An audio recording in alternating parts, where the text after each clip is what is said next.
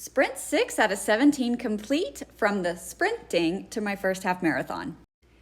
This week's retrospective format is the traditional one for Scrum. What went well, what didn't go well, and then we'll talk about action items. The things that went well is I removed the arch support inserts that I had purchased with my shoes, and my feet feel much better and have much more room. I also purchased these slip-on pads for the soles of my feet to create a little bit more comfort there too. I did review all the details from my previous sprints, specifically focused on the long runs up to this point, and a few trends are starting to show that I can work on. And the two most notable ones are that my pace does slow down with each mile, and that's something to consider because that will make my half marathon run longer. In addition to when my elevation increases, I can see that my pace slows down. And that is important because there was a location that I was trying to decide if I wanted to start there or end there, but there is a hill from the road going up to the actual venue, and I decided I do not want to end my race going up a hill. I did end this week's long run at one of my favorite coffee shops. That in itself was fun, but then also I reached out to some friends to see if someone could come pick me up to take me home, and someone was available.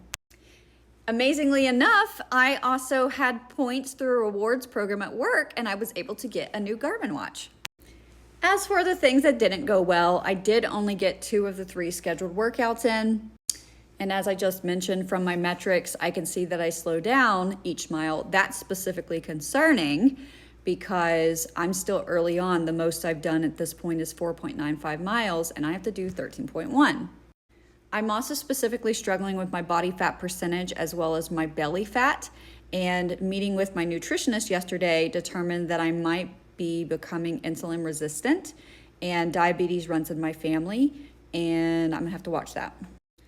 On that note, I've also been using prepared meal plans where I order them and then they come all ready together, and all I have to do is put them in the microwave, but that's not working, and I'll have to get back to doing my physical meal prep. And that's actually frustrating because I just don't have a lot of time as it is. And cooking and meal prep, all that stuff, it just doesn't bring me joy and not how I want to spend my day. However, at this moment, it's worth it because I also want to be healthier. And until I'm rich and famous, I have to make these changes. So the rundown for Lucky Sprint number 7 is prioritize my group fitness classes, even if it's early in the morning, and I'm not a morning person, but again, I have to do what I have to do.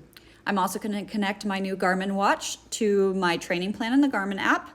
I might consider using exercise tape around my heel. I have the support I need for the sole of my foot, and I'm going to need it around my heel as well.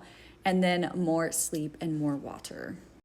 Thank y'all for your support and your encouragement up to this point, and happy sprinting with your own goals.